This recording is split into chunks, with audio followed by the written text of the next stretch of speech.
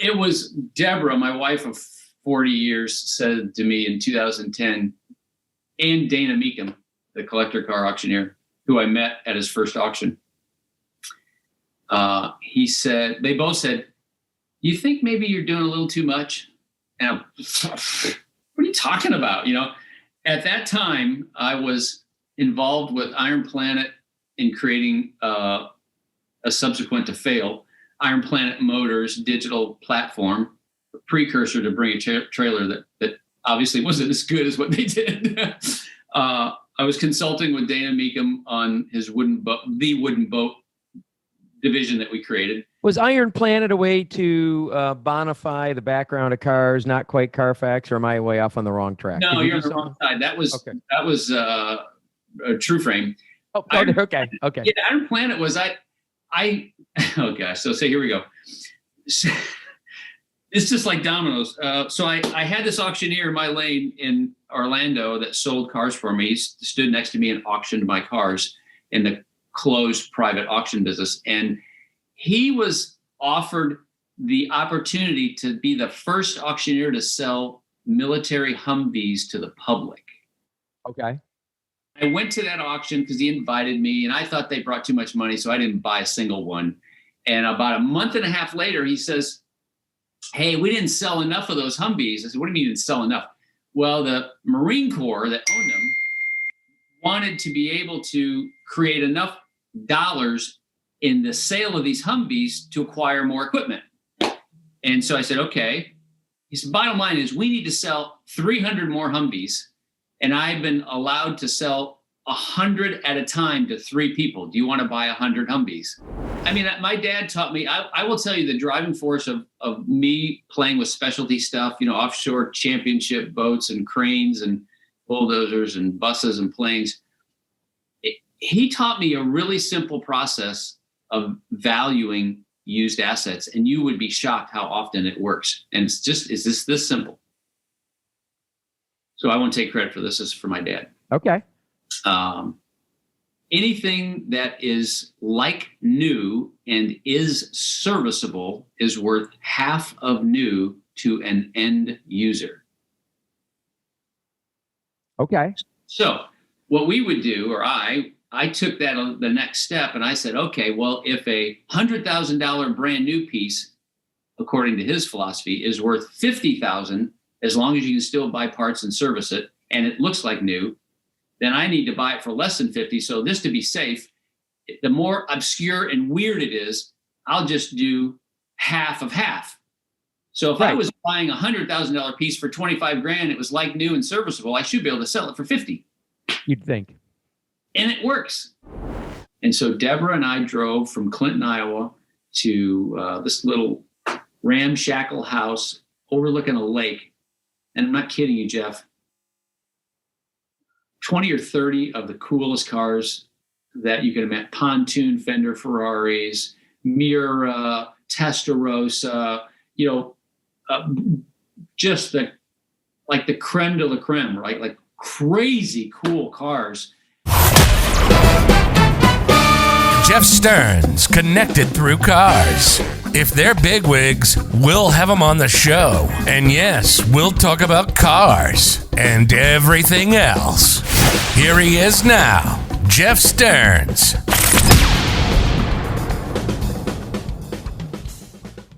So, car dealer, truck driver, collector of every odd engine, boat, truck, this, that. Special relationship with Bring a Trailer. We'll have to talk about that. Involved it with Mecum. I was using the list before you bought the list, and you have the list. Yeah. You bought my flathead car. Politician, banker, semi-pastor, or a real one. Maybe you just come across that way. Are you official? Yeah. See how I'm looking at are. it. It's not because I'm reading something on my phone. It's like, yeah. So I was introduced once at a political function. Women's League had me come talk. And they went through this similar BS kind of list of my background. And I was like, God, I don't like this. I got to come up with something.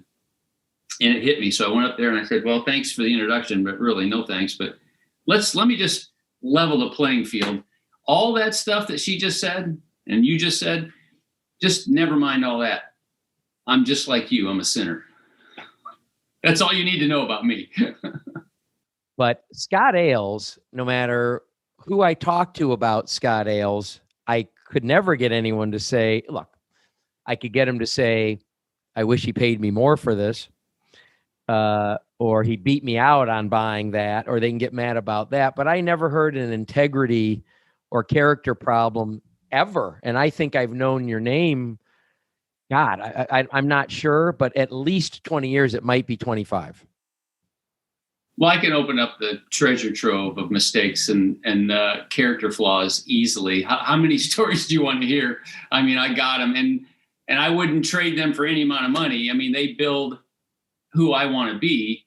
I actually drug one up from 25 years ago just the other day, and I sort of taught a young guy a lesson, and it wasn't like I was, I'm going to show him. It was like, that meant so much to me when I screwed up. I know this is going to hurt when he goes through this process, but it's going to give him the opportunity to be a really, really great or better car guy. It made a difference in me. Basically, as a simple version is, if you are familiar with the wholesale auction business, you get those cars running across the block, and one day I had 25 cars. Do you mind, Scott? You said simplified version, but I don't know if our audience are car people. Okay. So do you mind when you say the wholesale car business? Do you mind breaking that down a little? So let me keep this story simple.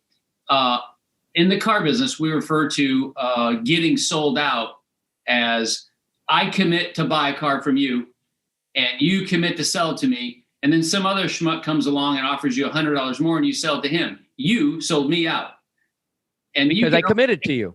That's right. Yeah. So you can only take so much of that, and you're like, hey, is this relationship really worth long-term value?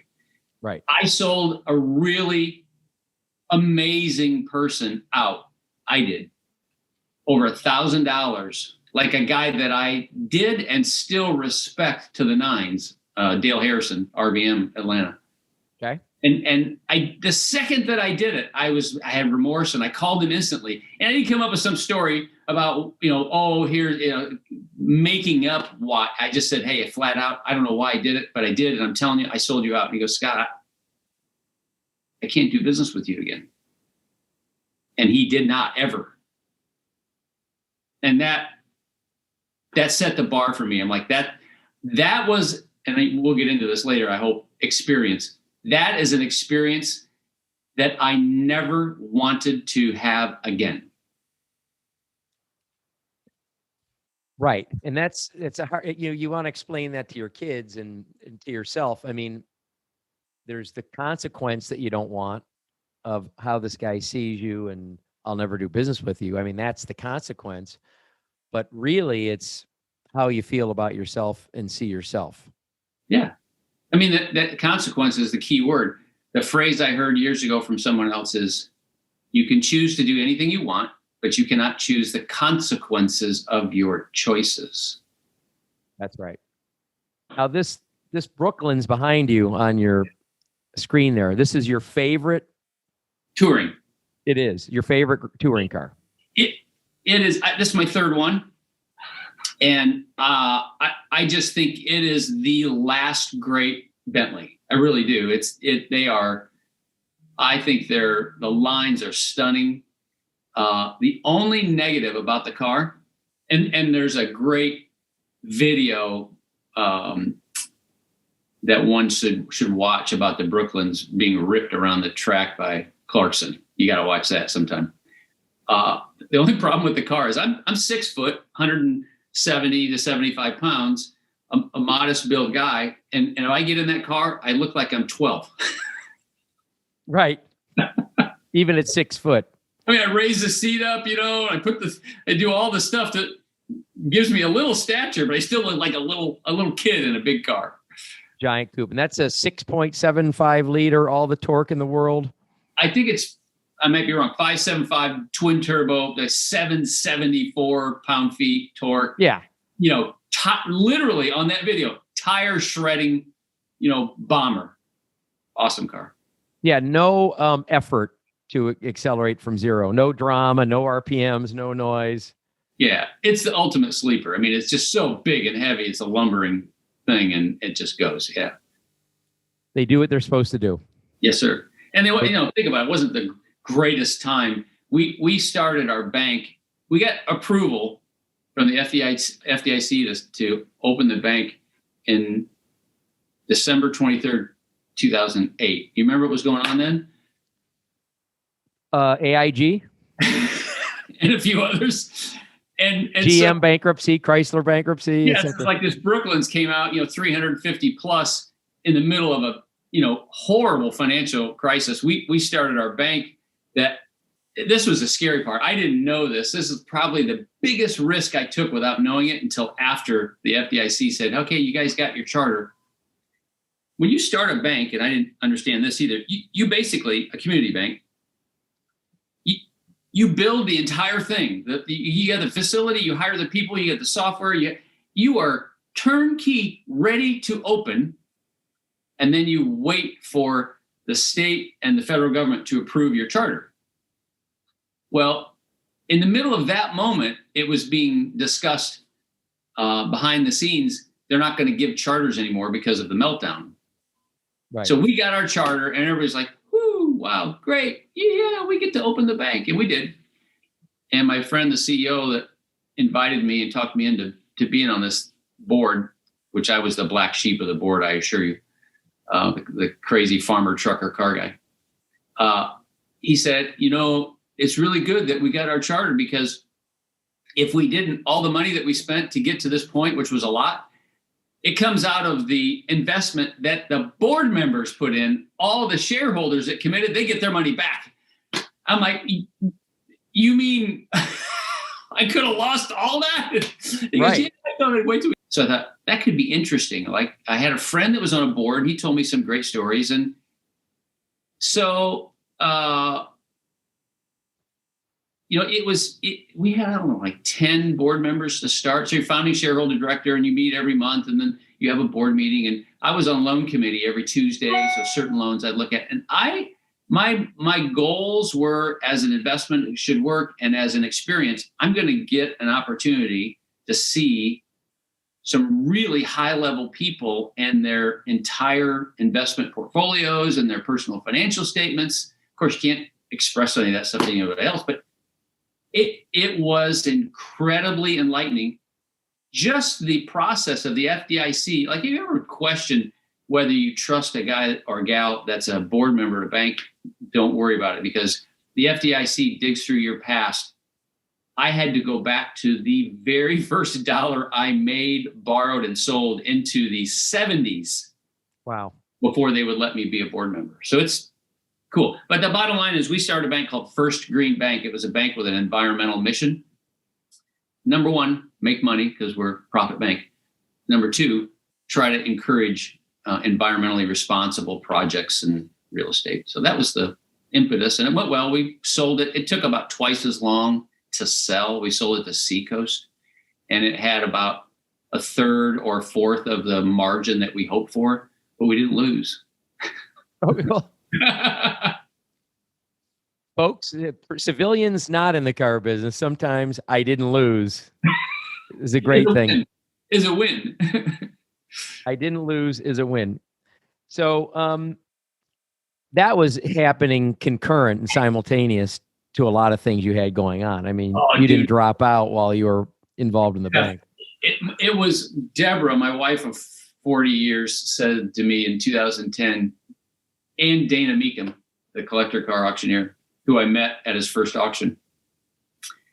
They both said, you think maybe you're doing a little too much? And what are you talking about? At that time, I was involved with Iron Planet in creating a subsequent to fail Iron Planet Motors digital platform, a precursor to bring a trailer that obviously wasn't as good as what they did. I was consulting with Dana Mecum on his the wooden boat division that we created. Was Iron Planet a way to bonify the background of cars, not quite Carfax, or am I way off on the wrong track? No, you're on the wrong side. That was a True Frame. Oh, okay. Yeah, Iron Planet was oh gosh. So here we go.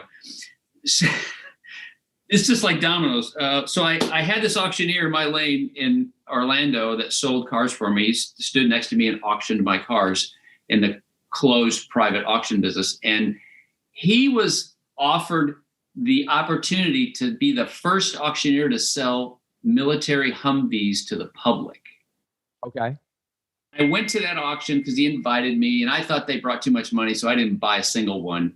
And about a month and a half later, he says, "Hey, we didn't sell enough of those Humvees." I said, "What do you mean you didn't sell enough?"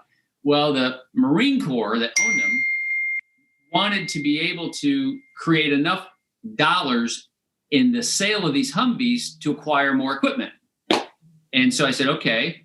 He said, bottom line is we need to sell 300 more Humvees, and I've been allowed to sell 100 at a time to 3 people. Do you want to buy 100 Humvees?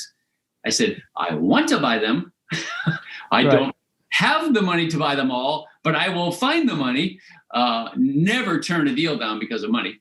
So I bought 106 military Humvees from United Defense, and that created a business that rolled into me providing trade values on used construction equipment that the government owned on behalf of Caterpillar Tractor's Federal Defense Products Division. So here's Deborah and I. For about 4 or 5 years, we were the sole trading partners of every piece of equipment that the U.S. government was trying to trade in. And so all these big cat dealers, doing their thing. So here's little Deborah and I, buying 150 and 200 pieces at a time. And so that just evolved into, a more significant process, and, having the chance to acquire those in weird places, even Hawaii and Alaska. That was pretty interesting. So but that's so not shocking, Scott. I mean, anyone who knows Scott Ailes, I mean, like if I had to get rid of 100 Humvees as opposed to your normal wholesaler buying a Camry, or, buying my Camry trade, my Cadillac trade, my Mercedes trade, and I'm not saying guys can't be more diverse, but if you had to go somewhere to get rid of something weird, I mean, you're the one I'd be thinking of. It's fun. I mean, my dad taught me, I will tell you the driving force of me playing with specialty stuff, offshore championship boats and cranes and bulldozers and buses and planes. He taught me a really simple process of valuing used assets, and you would be shocked how often it works. And it's this simple. So I won't take credit for this. This is for my dad. Okay. Anything that is like new and is serviceable is worth half of new to an end user. Okay. So what we would do, or I took that on the next step, and I said, okay, well, if a $100,000 brand new piece, according to his philosophy, is worth $50,000, as long as you can still buy parts and service it, and it looks like new, then I need to buy it for less than 50. So this, to be safe, the more obscure and weird it is, I'll just do half of half. So if I was buying a $100,000 piece for 25 grand, it was like new and serviceable, I should be able to sell it for 50. You'd think. And it works. It's shocking. I mean, it's like the baseline that I start with everything. And I had a discussion the other day with some folks with Black Book, the value guide people, and they're competitors with NADA and Kelley Blue Book. And I just say, look, I start from what stuff is selling for retail and back into it, where a lot of folks try to value from guides that took their data from actual wholesale transactions, which I think are a little behind the curve. So I've just always tried to be slightly ahead of the curve. Well, you were ahead of the V Auto philosophy. Yeah. They said work from what you can sell for. Yeah. Yeah. I mean, did you buy 100 Humvees? Yeah, I did. Yeah. I couldn't afford them. So I split them with a friend, Pete Mankin's Mercedes-Benz in Texas. He was a friend, and I said, hey, I can't afford to buy all these. So I bought half and he bought half. So when you're selling 50 Hummers, 50 military Humvees, you're doing them one at a time. You're selling them retail to the end. You may have wholesaled a few. You may have sold a few to deal. No, none. No, because that's the question everybody said. You hey, retailed 50 Hummers. Okay. Yeah. So if I buy two, you give me a discount. I'm like, no, I can't get any more. So no, they're all the same. Right. price. I can't do volume. I can't. Right. Yeah. And I can't just keep replacing them. Can't replace. I got made fun of because I put them at the local grass strip airport. I rented a piece of dirt with a little building. And then I put the black weed mat down first, that the commercial growers use. And then I bought a forklift to set each one of these up because none of them ran. They're all mothballed. The belts are off and they're all. So I just with a string, literally with a string, lined up 3 rows of 52 Humvees, and these guys would come out. Well, which one should I buy? I said, go pick one. I can't help you. I don't know. You can't start them or run them. I don't know what to tell you. You get, well, how am I going to know? I'm like, well, you're not. So, there's nowhere else to get them. We were the only ones that had them. What were they worth? Do you remember? What were they? I bought them. They were selling for 10 to 15 at that first auction. I thought, they're probably worth 20 all running and fixed up. But there's a lot of them being put in the market, maybe. So when he said buy 100, I said, well, if I buy 100, do I get a deal? It's like, well, just come look at them, pick out the ones you want, and then make us an offer. And so I remember the moment. It was a great moment because it was the day that they lifted the ban on flying after 9/11. Oh. So I was at the military base to look at these 2,000 Humvees. I had to pick 100 out of 2,000. Oh my God.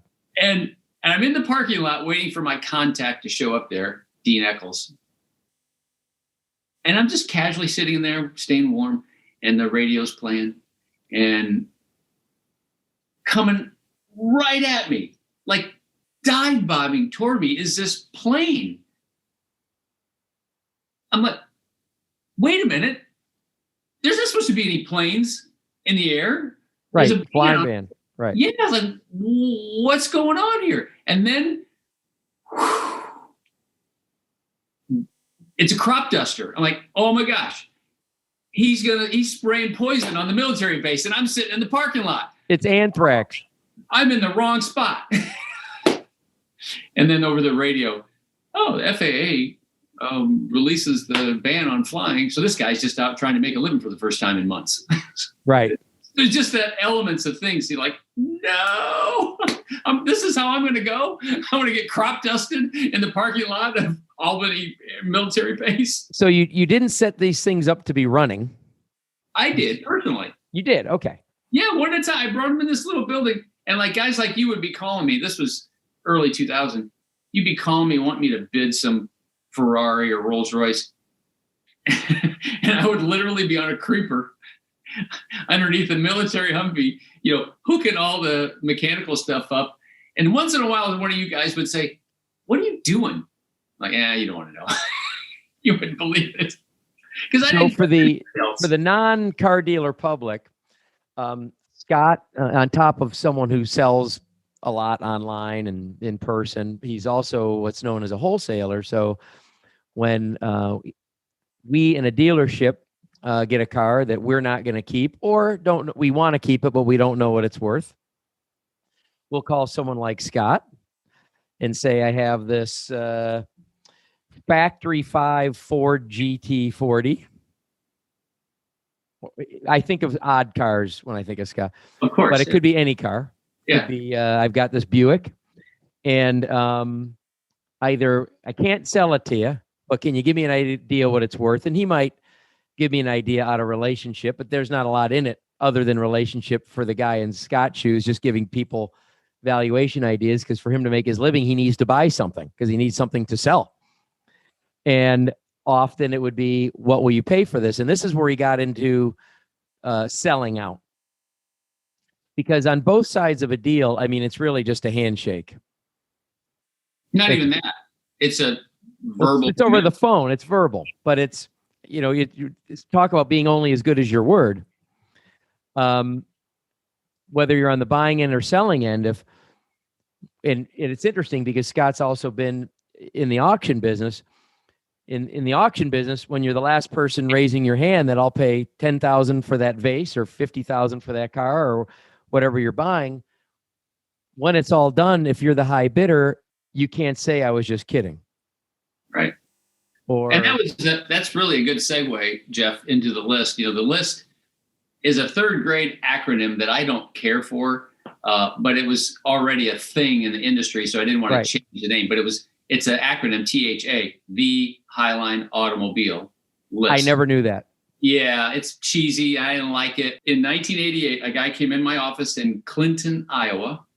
He put an 86-speed processor computer on my desk and plugged it into the telephone line. It made crazy noises.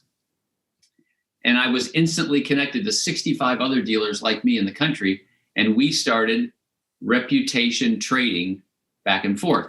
When you said, hey, I'll take that car, that was as good as your best attorney getting it in writing and documenting it and notarizing it. I mean, that's the premise of our trading platform, originally IAX, International Auto Exchange, and credit goes to Adam Smith has passed away in 95, and Dan Hendricks is still around. They started the business in 1988, but they struggled with how to really make money with it. Nobody heard of SaaS, SaaS, service as a subscription. That really didn't exist back in the 80s, but that's what they ultimately should have done.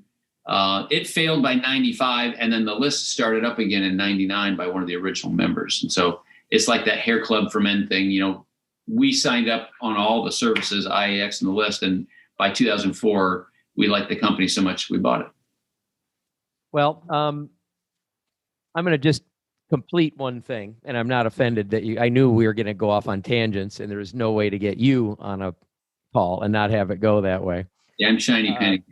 But what happens is sometimes, and this is for, like, let's say the viewing public with zero car experience. This is for the consumer. Sometimes the dealer will ask you, if I give you enough for your trade, will you make a deal with me? And the consumer gets frustrated because they think, why do I have to tell you I'm going to buy from you for you to give me your best price? Well, what's happening is if you've got this cement gray Suburban with 90,000 miles on it, and the dealer doesn't know how well that color will do, and is a little worried because it's got double the typical miles, etc. Yes, there's Kelly Blue Book and NEDA, but no one knows in the end what somebody's going to pay for something. They'll call a guy like Scott Ailes. Scott will say, if I give you enough for it, can I have it? Yeah. Now, again, the consumer, the in the business consumer might say, again, what is that? Why does Scott need to know if he can have it for him to tell you what he thinks it's worth? Well, there's two numbers. There's one number is what he thinks it's worth, and he can do that in 2 seconds while he's laying on a creeper underneath the Humvee. And then the other number is that he might have a customer for it, or a dealer with a customer for it that he's willing to call and willing to get that customer to commit to it, subject to seeing, and get a lot of people and a lot of moving parts, but commitments. And the fella that got mad at him over selling, rightfully mad at him or disappointed with him, sure, or how about not even emotional, just I can't do business with him anymore, about you sold me out, is that he's making commitments to others and managing his business based on Scott's word and that he's going to get that car. Scott gets a higher bidder later, sells it to the higher bidder. Now you might be thinking, well, God, if I had my own car to sell and I can get another 1,000, I would do it. Well, that starts turning into your word versus money and also relationship. If you're a end user, if you're someone that's just selling your own car every 3 years, you're not worrying about any ongoing relationship. And if you get someone that'll give you $1,000 more for your car or $10,000 more for your house, even though you already gave someone your word, you might say, what's the big deal? It's only business, it's only money. And I'm not here to get judgmental on you. But in the end, it still is a little bit about, or depending on who you are, a lot about, you're only as good as your word. you're only as good as your handshake, even if it's a stranger. But in Scott's position, this is someone that he's doing business with ongoing. And for $1,000, he severed a relationship that he could have done another 10 deals with or another 1,000 deals with. Oh, yeah. Lots. Yeah, we'll never know. No. Yeah. So on the list, THALIST, that you see on Scott's shirt, this was a dealer community that was buying and selling cars to each other online. It was pretty much, here's what I need. Here's what I'm looking for. Here's what I have for sale. Right. And it was all like, almost like old-fashioned malware looking. I can't describe it. That's not the word. But it looked like code almost. Not pretty. Yeah, it was very, very basic. Yeah. DOS almost. Not quite, but like old-fashioned website. Website. And in this, it was. We were all afraid. The young people today do everything online, Amazon, but we were all afraid to do business on the internet initially. And when the list came out before Scott owned, it would be dealers, and there was an advisory board or a membership board. And if you got in a beef, like this guy promised he'd sell it to me, or this guy promised he'd buy it from me, or this guy rep that it had perfect tires, but it doesn't, whatever, then you could get this board of people involved. They'd arbitrate it. Yeah. Yeah. There you go. Yeah. Anyway, you actually helped me on a deal through the list. I don't know if you remember. I had a Ferrari ordered for a customer.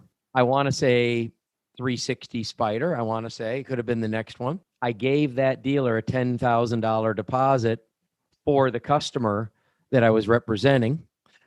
I remember that I was working at a boat show in Sarasota with a boat manufacturer buddy of mine that just hired me for the weekend to meet customers and whatever, and wear his golf shirt like yours with the logo on it.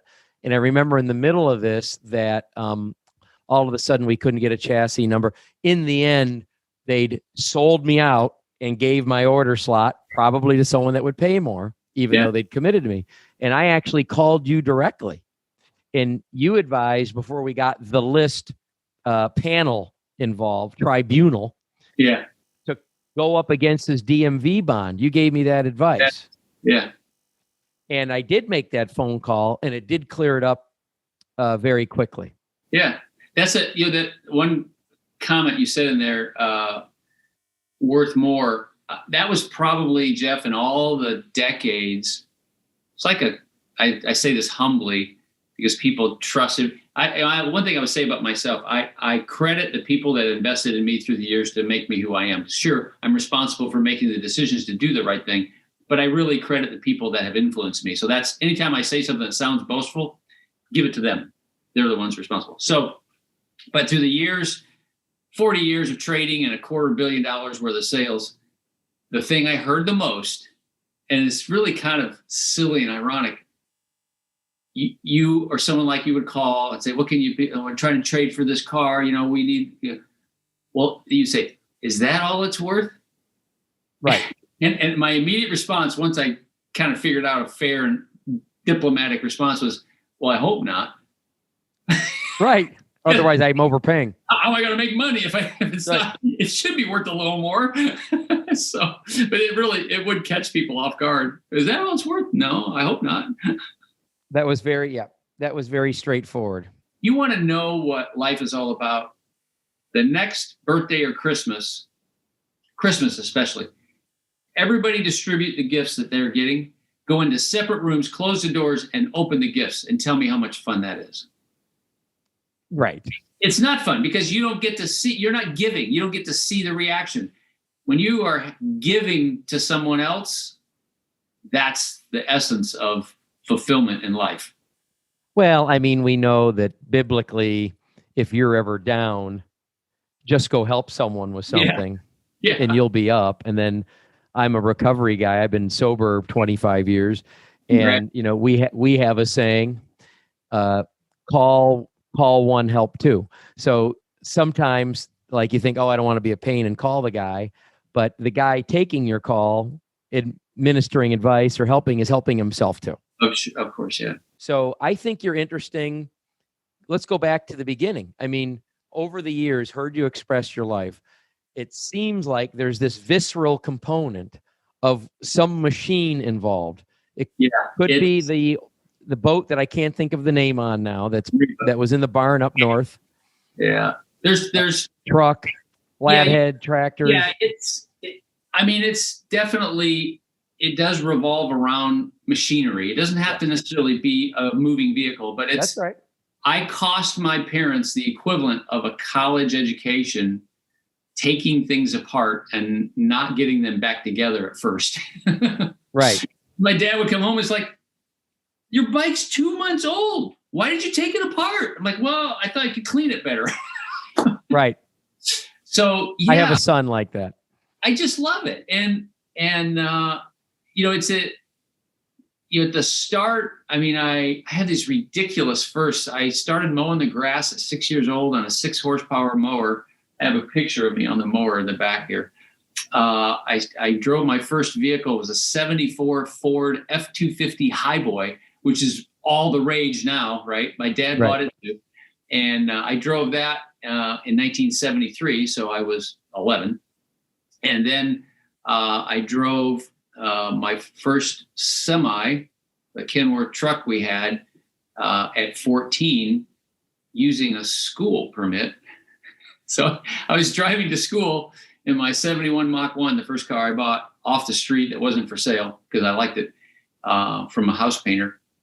But I was actually transporting things across state lines at 14 and 15 years old. I got pulled into a scale once. For those that don't know, you see the trucks pull off, they get weighed on the interstate, So you'd have to pull in there. You can't just go by. Here I am with literally no driver's license, but a school permit that allows me to drive to school back and forth because I live 7 miles out in the country.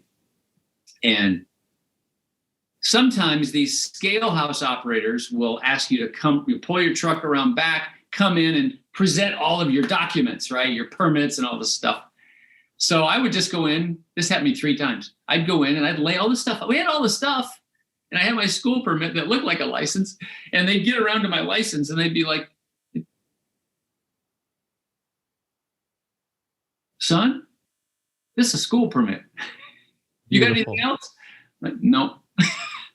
And every time they slide everything in a pile, just get out of here. I don't want to see you till you're 21, the proper age to be traveling across state lines with the truck. And that was when you could do it. You can't do that today, but that was in the 70s. It was. No. I saw the whole country from behind the windshield of a Kenworth truck that I stripped down and painted, and I hauled heavy equipment with lowboy trucks and trailers, and it was awesome. I had a blast. You don't think that's interesting? Come on.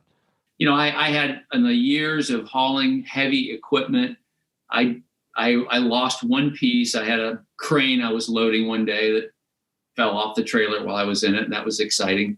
I've had multiple near-death experiences in and around machinery, and most of them by myself, in places where there was nobody around. And if something were to happen, I did 1,000 acres of custom combining because we had a farm. Okay. And we were going to lose the combine to the finance company because we weren't doing well on the farm. So okay.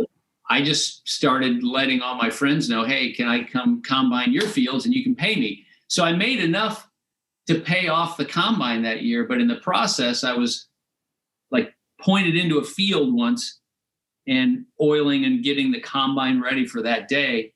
And I did something you shouldn't do. I swung myself around the front of the cab and almost fell into the feeder house while it was running. And I actually pushed myself off from that reel thing in the front that goes like this, grab the other mirror, and it's just one of those moments, instinctively you do certain things. And as the moment passed, I'm like, oh, that was really stupid. Oh my God. But so, and my dad, he's so cool. My dad was such a character. He bought 2 new Kenworth trucks in 1976, right? Okay.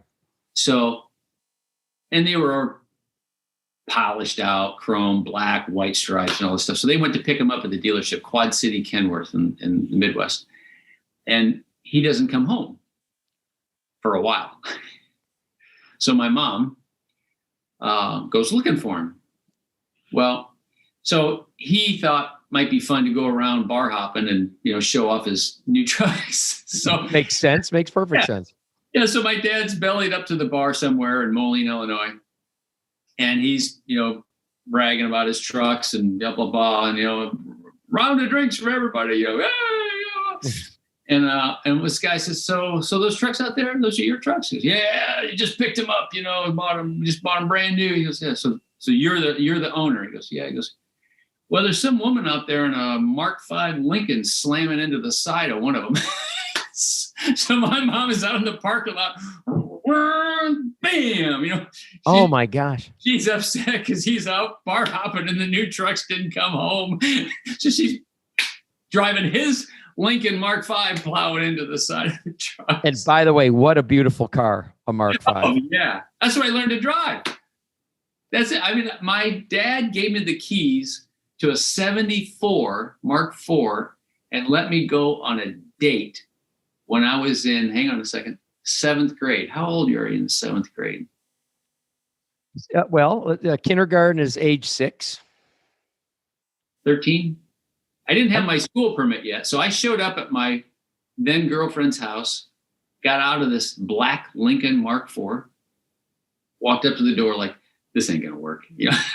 Right. And the dad comes to the door. Hey, how are you? Nice to meet you, Scott Ailes. I'm here to pick up your daughter, Karen. Okay. Looks out the car. And he didn't say a word. She came to the door. I said goodbye. I opened the door. I let her in. We backed out and away we went. Went to dinner. That's not a Mark V, but there's cars that if I could ever find, and obviously you were involved with Myers Manx Doom Buggy was on that list for me a long time. Yeah. But another car is a 69 Mark III. Yeah. Great car. Another one my dad had. Yeah. Black with red. This was the car, if you remember, you look in the center rearview mirror and it had indicators in the top of the headliner facing forward from the back. Yeah. Yeah. There was so much cool about those cars. I mean, he had LTDs first, and then he got his first Lincoln in 1970. He bought a town car, coupe, and then he bought a Mark in 73 or 4. And my dad was like a classic entrepreneur. He bought and sold cranes and bulldozers, mostly cranes though, and end loaders too. But it was like this. It was like he'd be on top of the world. Like we had, I was like 2 acres. 10-acre field with the equipment. And if he was like, he had a down month or a series of months, it was in the 70s, there's a tough time. So the propane ran out for heat at the farmhouse. We came home from dinner, got no propane. So he calls the propane delivery guy. He goes, I'm not coming out there. You didn't pay your bill last month. So nice. So what does my mom do? Sell something. No, she goes in the closet and covers all the 3 kids up with her fur coats. Oh, right. Okay. All right. You can't buy propane because you didn't pay your bill, but you got fur coats to stay warm. Well, that's a classic sales / entrepreneurial personality. Yeah. Celebrating and needing to withdraw. That's for sure. God knows I've bought a lot of sandbags and tossed a lot of sandbags over the side. Yeah, I mean that's how it started though, Jeff. We had the trucking business and at 19 years old, the trucking business went broke for a lot of reasons. 1 truck and 2 trucks was great. My dad and I drove 1 each. We did well, but we bought 18 more and nobody else will work like you work. And so we failed. And so at 19, I was vice president of the trucking company that failed. So the first bit of business that I got to do, and Deborah was with me at this time, is I got to negotiate my debt down. So the very first financial thing I ever did as a taxpayer was take on a sizable debt that I had to pay off to preserve my credit. And I vowed that's not ever going to happen again. So that was a hell of a lesson to learn at 19. Well, it's got to happen to you. You can get all the lectures you want, but that's real world right there. Yeah. But I went to work for Ferraris. I bought a XJ6C, 77 XJ6C Jag coupe. Yep. From a dealer. And I called and said, listen, our trucking company went broke and I appreciate you selling me the car. I need a job. I'm going to come in and sell cars on Monday. And my wife's in the background like, can't just say no, right? You can't just tell them you're going to come work there. And he said, okay, come on in. And I did. I went up and trained and I was selling Datsuns and Jaguars and Mercedes within a week. How did you do? So it was interesting. By accident, because I'm a car nut, I became enamored with certain pieces. The Maximas, I really thought was a great car.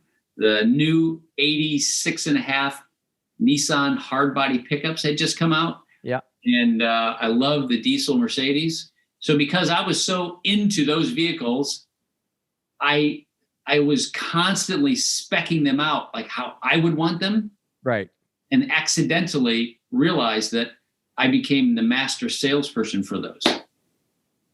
And now, did you sell a lot of cars to the spec that you would have? Yeah, I did. Because okay. I was a believer. And so what I after about 20 years of being in the business, I did that for a year and change, and I went off on my own because I can do this on my own. And so I kind of realized after about 15, 20 years, I did gravitate toward things that I believed in. Sure. And so as I distinguished that by statistics, geez, right. The cars I'm making the most money on, or the equipment, or the this or that, or the things that I believed in personally, I should probably try to focus on, selling things that I believe in only. And so occasionally I get an oddball or a commodity piece, but early on, I have always had a flair for non-commodity assets. I'm glad you brought that up. Yeah. Because I would love to ask you, what are some of the odd... That's how I think of you. Yeah, thanks. Odd. Yeah.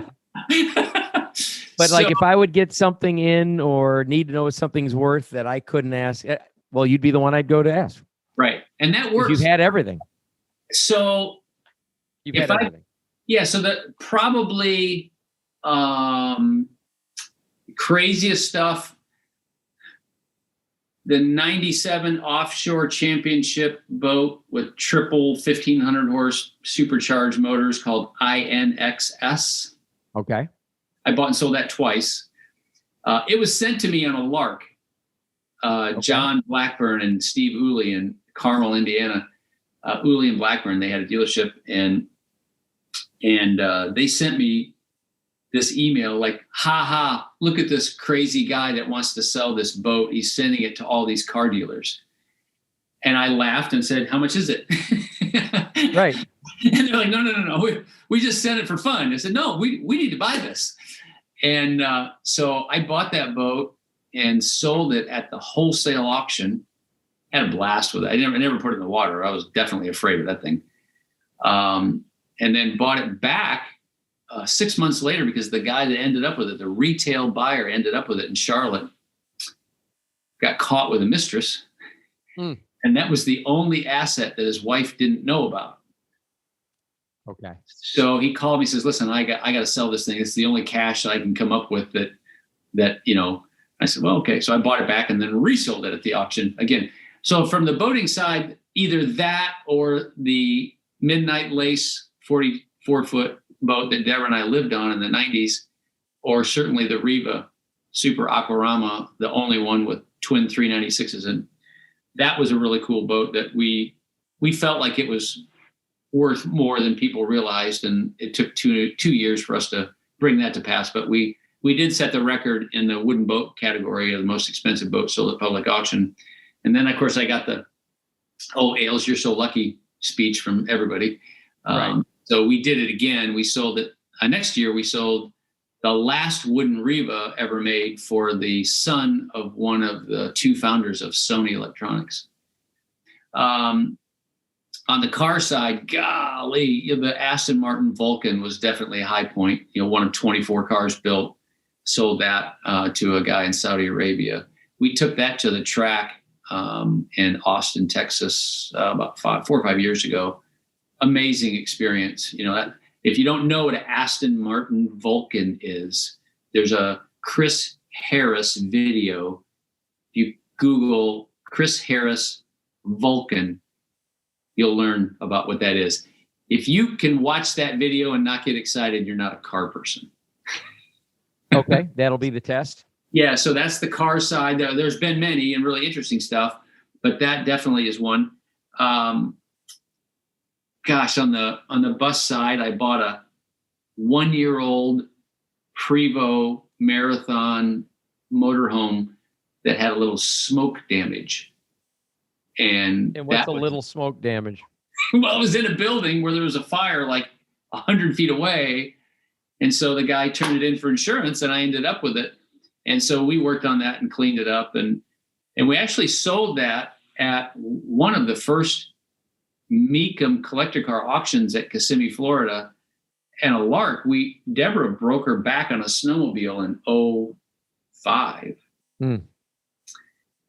We were the crazy kids from Florida. I pull up to the trailhead in Michigan with my Florida license plates and an enclosed trailer and unload our 4 snowmobiles and go snowmobiling. But instead of renting one, I would just buy one initially and sell it before I left. I go up to Michigan. We spend a place for a week and a half. We'd rent a house on the Osable River. And then I'd go to the library in Grayling, Michigan, and I'd put the snowmobile. I bought it brand new. I'd put it on eBay and sell it before I left. And I usually broke even or made a few $100. Amazing. Now, I know people say the Scott Ailes luck, but I mean, come on. No, you know what? It's just, you've seen the buy real estate, no money down infomercials, right? Yes. Yeah. So that's what I did in 1987. I went to the Sheridan Inn in Davenport, Iowa on the river. And I went to the Mike and Irene Malin buy real estate, no money down seminar. I bought the package. I had no money. I used my credit card. I went home. I read the thing cover to cover. And one thing it clicked with me, read the Wall Street Journal for notices of distress assets. And the next day I found an apartment complex in Clinton, Iowa being sold at sheriff's auction in 2 weeks. And so I got no money, no job. My wife is cutting hair, supporting us. And I call this attorney like I'm a millionaire. Yeah, tell me about the property. Can you send me a package? Yeah, sure. So he sends me the package. And this is something that I'll try to convey to people. I grabbed the phone to call a guy that I met once, 3 times to call him to see if he'd be interested. And I hung it up the first 2 times. Okay. And the 3rd time I just said, what do I got to lose? Hey, we met at my dad's Valentine's Day party. We talked for a few minutes. I know you do real estate. I think I might have found something. Oh, what is it? So 2 weeks later, fast forward, he calls me after we'd gone up and looked at it. 12 acres in Clinton, Iowa. 206 apartments.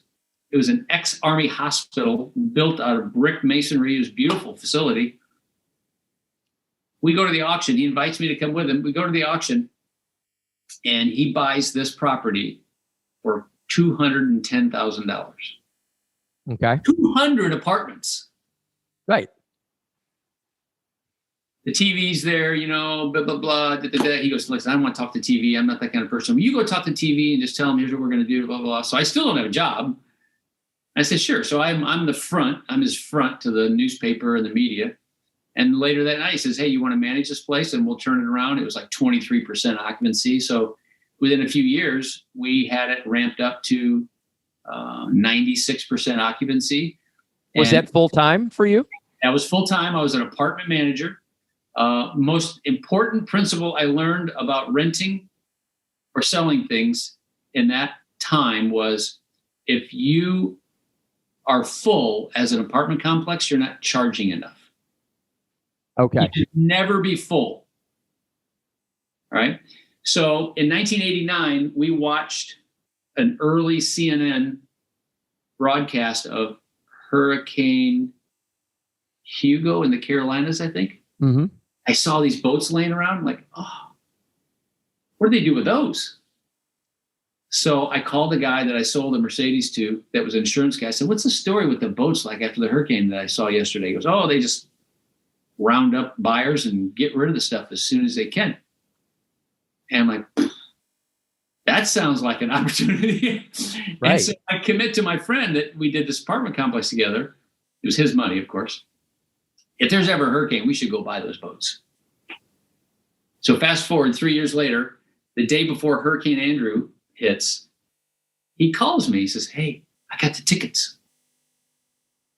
Like, I'm in the middle of my, thought process about living in Iowa and managing the complex that we're both at. I said, what are you talking tickets? Where are we going? Florida. It's going to be a hurricane. We're going to go buy some of those boats. Remember, we agreed. Like, okay. So the hurricane's on the way and he has the ticket. We get the ticket. So we flew to Orlando the day after and drove to Naples, went across Alligator Alley, and we were right in the thick of Hurricane Andrew the day after. And we bought 46 boats from insurance companies. It was just it was a riot. I mean, we created a company that didn't exist, LEAH, Leasing Equipment and Handling, LEA Limited. We just created, and we would call the insurance companies, okay, what do you got selling today? And they basically would set up a catastrophe office in a hotel, and you go to the office and they'd have a whiteboard and they said, we're going to sell the rug room at Bloomingdale's at 2. We got a marine supply store. We're going to sell at 3. And we got these 3 boats at this marina that we're going to take bids on. And you go to, like we bought Hallmark card store, Sally Beauty supply store. We bought the whole contents. We bought a couple of marines. You bid a percentage of the retail inventory at the time of the damage. So they say, here's what was in the store. We missed the rug room at Macy's by like $1,000. Okay. And so we bought these boats, and then it's like, okay, well, now we all have all these boats. I need a place to put them. So I cut a deal with a marina guy and New River Marina in Fort Lauderdale, and we moved all the boats there, and we just started working. And I spent 6 months there. I'm like, I spent winter of 1992, 93 in Florida. I'm like, what the hell do I want to go back there for? Perfect. No kids. And so, one of the best stories that came from that is the day after about 2 months of being around this marina owner, Deborah and I walked in his office, and I had this whole skit plan. We acted like we were EPA agents that were undercover the whole time.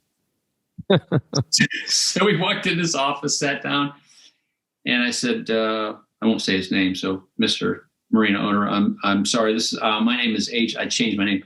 My name is Agent Marson, and this is Agent Wilcox. And unfortunately, you've been under investigation for the last 2 months, and we're going to have to present you with our findings. And just like the blood is draining out of the face. Oh my God. He's just having a coronary right in front of me, because he's like doing stuff there that little paint on the ground and, oil and gas and stuff.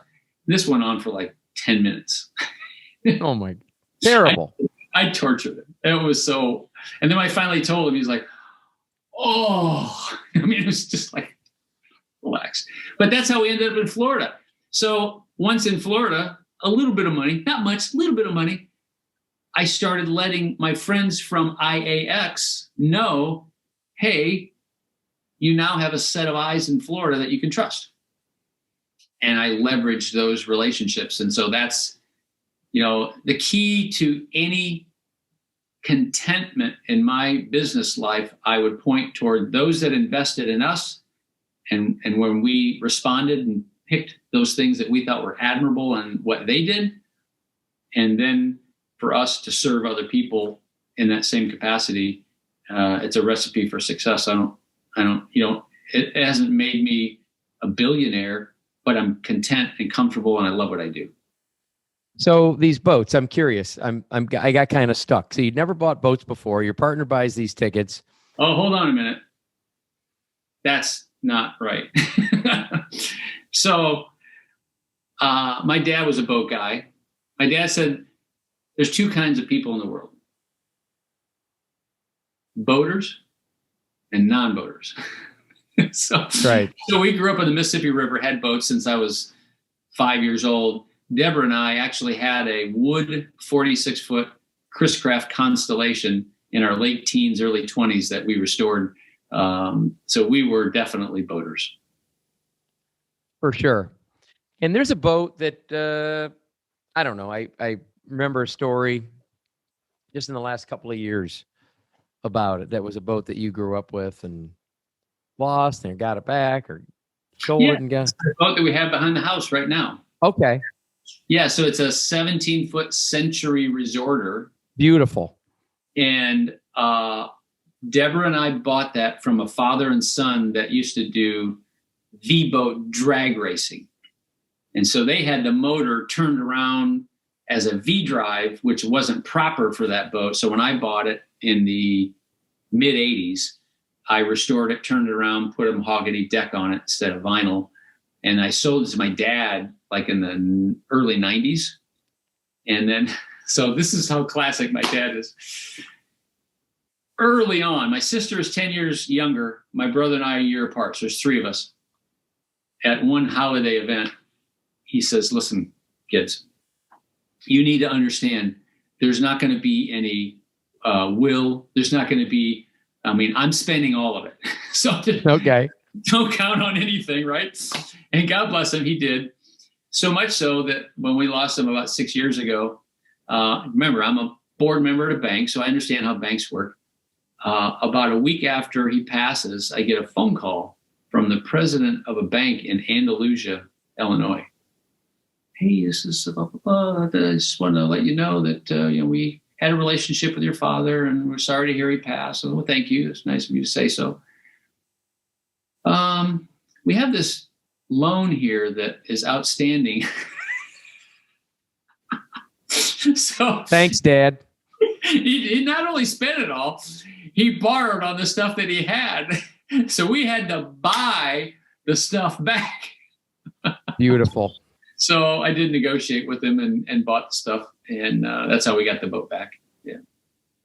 That's a beautiful boat. It's fun. Yeah, 17 foot with a 454 is probably a little bit crazy. Beautiful. Now, years ago, I don't remember how it came up, but you bought my 31 Ford, which was a fake 32 B model. Nobody. 31 Ford highboy flathead. Yeah. And I don't know what you ended up doing with it, but at the truly, I'll find out now. But you were putting flatheads in tractors, if I'm not mistaken. Yeah, we had Ford. Because I used to farm. We had an 8 and a 9N Ford that has a little 4-cylinder. We had an International 450 gas diesel. It's an engine that you start on gas and you throw a lever, and then it converts the same motor into a diesel. So it's got a carburetor on this side of the block and a fuel injection pump on this side. That was a cool tractor. And interesting. Then we had a Minneapolis Moline 706 4-wheel drive that was like this big locomotive. Like my brother was voted the biggest partier in his high school senior class because he had 3 keggers the last week of school. And in one of the keg beer parties, somebody came running, hey, Joe's down there beating the crap out of your tractor. I said, which one? He said, the Minneapolis. I said, no, he's not. He's just beating his own knuckles up. There's a cast iron front grill. I'm not worried about that. Oh, my God. Yeah, so the tractors, that was probably the Ford V8 tractors. I had 3 of those, actually. And then I actually visited a guy in Michigan that put a jet engine in a Ford tractor. Oh, my goodness. And it just got donated to the Ford Museum. But I love flatheads. My first vehicle was a 42 Ford pickup that my dad gave me that he bought in North Dakota for $500. And that's a rare truck because in 42, that's when you either had to have a farm or went to the military because you couldn't just buy a passenger vehicle from 42 to 45. They didn't make them. Right. So that was my first vehicle. So I was always a fan of flatheads, and I never had a flathead street rod. So that's the main reason I bought yours. And if I didn't tell you the story, I will humbly share with you now and any listeners, all 3 to 5 of them. I haven't lost them by now. That car sat in my building as a garage art for about 4 months because it didn't have the intelligence to really figure out the reason it wasn't starting is because it didn't have enough gas in it. Oh, my goodness. That thing ran perfect. Oh, I know it. And it was that classic, my dad at that time was alive, are you sure you got enough gas? Yeah, I'm sure. Yes, it's got gas in it. What are you talking about? Nope. No gas. My son still asks about it. I sold it in California. I took it out to a Mecum collector car auction in California, and can't remember the people that bought it, but they called about 6 months later and love every bit of it. Yeah, enjoyed it. And the other one was when I did a speaking engagement at Sardi's restaurant. Okay. They have the Chowder Club. I think it was Walter Cronkite or somebody in the 60s started a car club at Sardi's that meets every month. They call it the Chowder Club, and they have a speaker come in for 15 minutes. And if he goes on too long or she, they throw dinner rolls at him. Okay. So the upstairs, the Sardi's with the caricatures all over the wall, Manhattan. So I did this speaking engagement there, and it went well. I didn't get any dinner rolls thrown at me, but I was representing Mecum Auction at the time, just trying to introduce, how the auction business works. And we had a blast at that. When the guy called me, he said, yeah, we got you booked for January. I'm like, okay. I said, by the way, who's speaking this month? Who am I following? Let's see. Henry Ford II. I'm like, really? Nice. You met Dana 30 years before that. Yeah.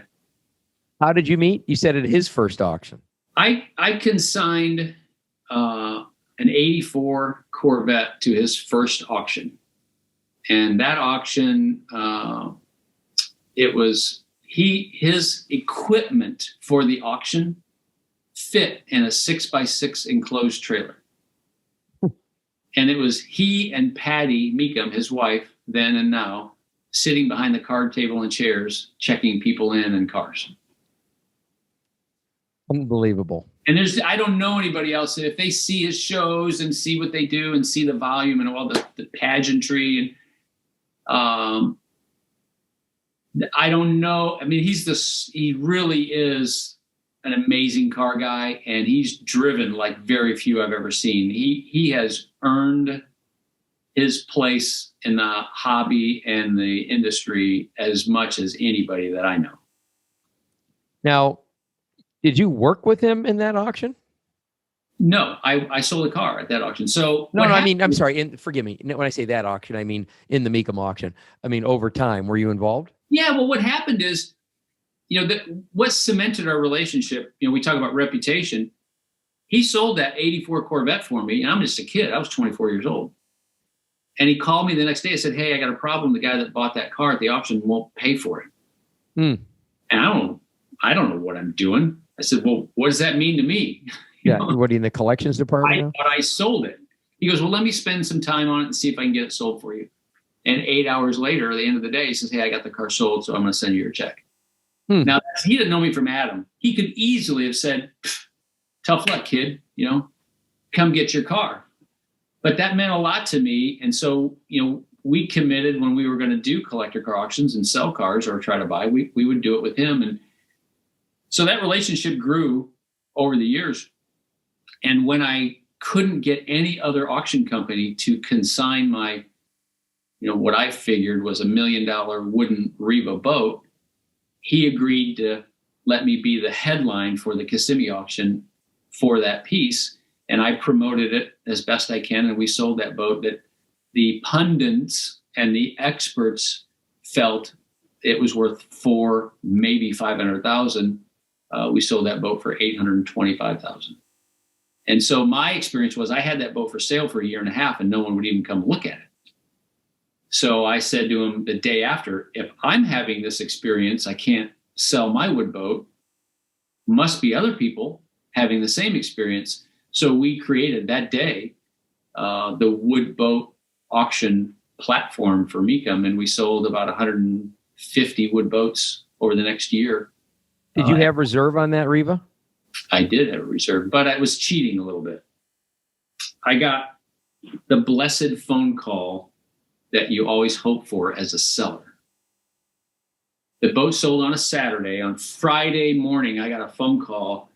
Hello, this is Captain ABC of the yacht, blah, blah, blah.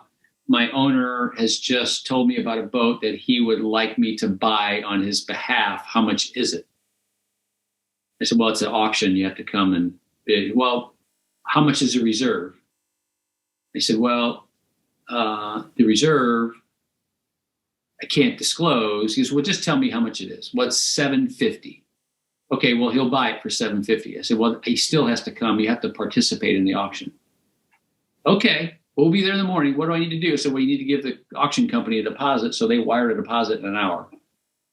Okay. A big deposit. So when he got there, I said, look, let me explain what's going to happen. I have a $750 reserve on this boat. I'm not going to sell it for $725, $740. $750 is my number. So, most people don't pay attention to the contract they sign when they are a bidder at an auction.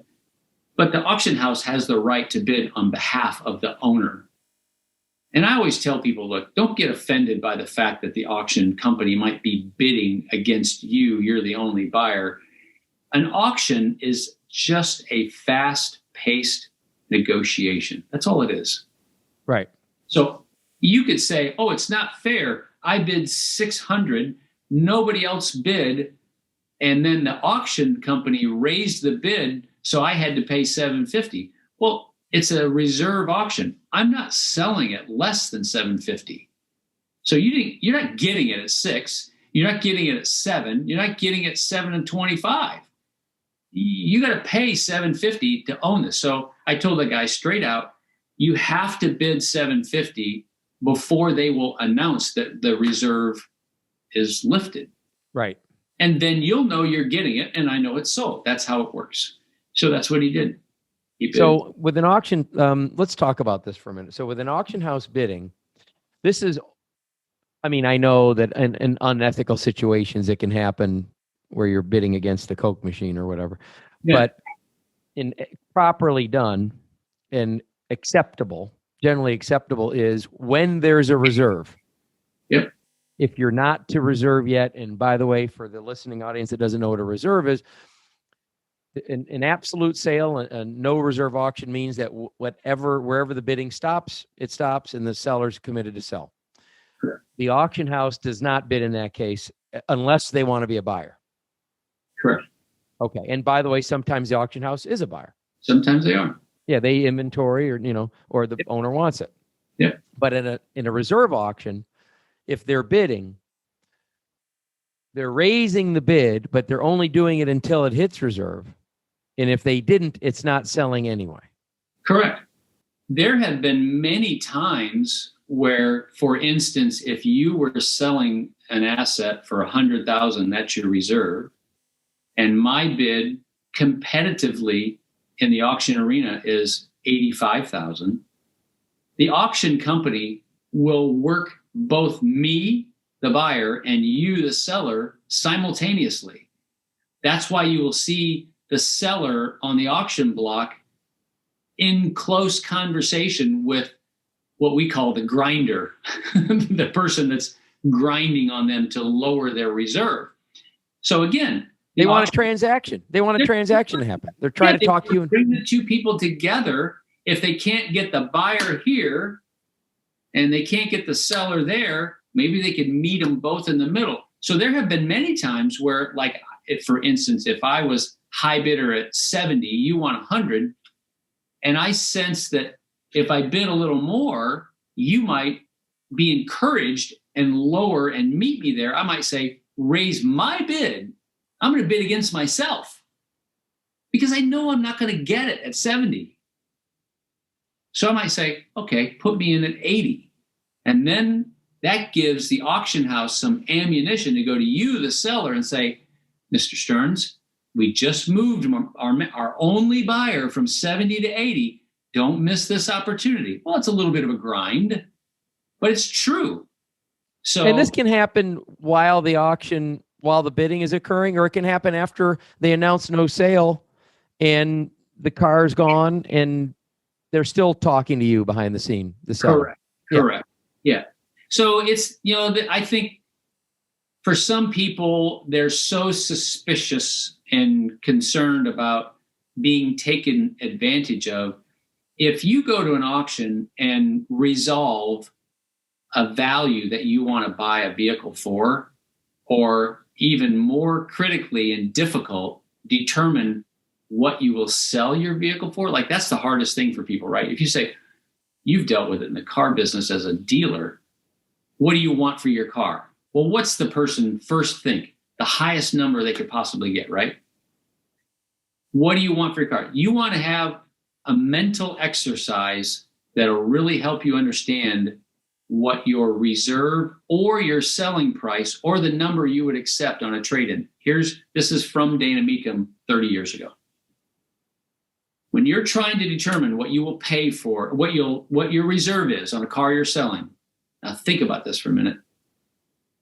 If you didn't own it, okay? Right. That's what a big... would you pay for it today? I mean, I've seen people like glaze over, like, uh-oh. Right. That's a different number. It's a different number when you don't own it. That's right.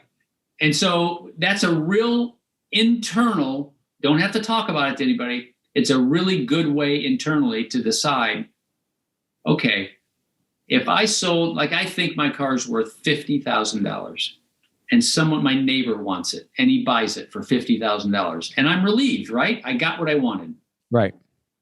The next day, I should never have done that. You know, no fault of yours. It was my mistake. I shouldn't have bought it. I want to get rid of it. I don't want to call anybody else. I'm embarrassed. What will you pay for it? That's the real number that should be your reserve. Now, but you've been, unless I misunderstand, you've been a proponent of no reserve more often. Yep. When I talk to you. And yeah. I think that warrants an explanation, because there's a lot of people that think, isn't that risky? It is. It's risky, but you can manage risk in all aspects of life, right? So how I've managed risk on no reserve is volume. Because the law of averages will always work in your favor.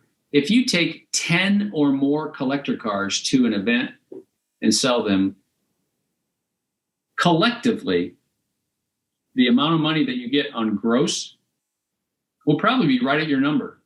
But you'll have swings within those 10 vehicles. One will be 20% high and one will be 20% low. And you'll never be able to figure out beforehand which one is going to go that way. The real risk of no reserve on a single piece, which is probably the most important part for, you know, the average person, you have to be certain that the people that would attend that platform, whether it's digital auctions, bring a trailer, cars and bids, things like that, or physical auctions, are they known for that brand, mark, or make? Like, if you're going to sell a Porsche on Bring a Trailer, it's really crazy not to go no reserve, because they bring the money and you can count on it, and you're going to get market value for that car at that time because they have the eyes. If you're going to sell a 57 Chevy and you can sell it on Friday afternoon at a Mecum auction, Indy, Kissimmee, the bigger venues, you're going to get what it's worth, because it's telling everybody the car's absolutely for sale. I can be the high bidder and owner. I think where no reserve wins is it brings more competitors. It brings more people bidding against each other. They say to themselves, there's no way I'm going to let this thing sell for 20 grand. I think it's worth 50 grand. It's at 20 grand. So I'm going to start bidding on it. I'm going to get involved. Yeah. You know, a thing that I've noticed among bidders at auctions is if they don't make the first bid, they're rarely the high bidder. I have bought and sold a lot of vehicles at auction. And it's probably since the first thing I ever bought at an auction was 1975, a set of bull horns at a farm auction, right? And whatever my heart rate was doing that day when I really wanted those and I got them for $20, even today, at an auction or digitally, I promise you, you put a little heart monitor thing on my finger and I'm in play and I'm high bidder and there's only 30 seconds left, I guarantee you my heart rate is the same as those very first bullhorns I bought 40 years ago. This is a big part of my career these days, is trying to help people recognize a perspective that I have about the difference between investing and having an experience. And, very few people, if you go and have a good vacation and you come home, you don't say, oh, geez, I lost my ass on that vacation. You don't. And if you buy a good car that you want, it does what you wanted it to do, and you sell it, and you get $5,000 less for it when you're done, you didn't lose your ass on that car. You paid $5,000 for a great experience, the experience that you wanted. I think, unfortunately, too many people get caught up in the hierarchy of what matters in their experience of collector cars and even day-to-day cars. Be sure to put experience at the top of the list, because you can make money on a car that doesn't give you the experience you want, which is going to cause you to go try to find that experience again because you didn't have it. You might have made money on it. There's a difference naturally between an investment and an experience, no doubt. Like if I found the black and red 69 Mark III, I don't want to say I'd pay anything, but as long as I could afford the expense, you pay more. The smell, the memory, the certain things that it did, the sound. I mean, whatever it is that matters to me, I'm in absolute heaven. When I bought that 31 Ford that you ended up with, I bought it and sold it to you for around the same number. But right after I bought it at Amelia Island, had low oil pressure. Yeah. And I ended up putting it in Leldon Blackwell's shop in St. Petersburg that I found through the Flathead Club, which, what an incredible guy. He was blind with Parkinson's. And you couldn't tell by the work he did. We brought the motor in the back of a pickup truck, and he asked the technician who worked with me at Dimmitt Cadillac, who was a Ford guy, who drove it there. He says he's feeling it with his bare hands, or he's feeling it with his hand with his eyes closed. And he's like, mechanical or electric fuel pump. And Dave starts talking about push rod and whatever. And he ends up having the car for, the motor we bought the car later, for about a year. So I certainly had the 1 year and whatever it cost to redo that motor and get a Lincoln crank and balance and blueprint and polish and, all the things. It was a great car when he was done with it. It was a great.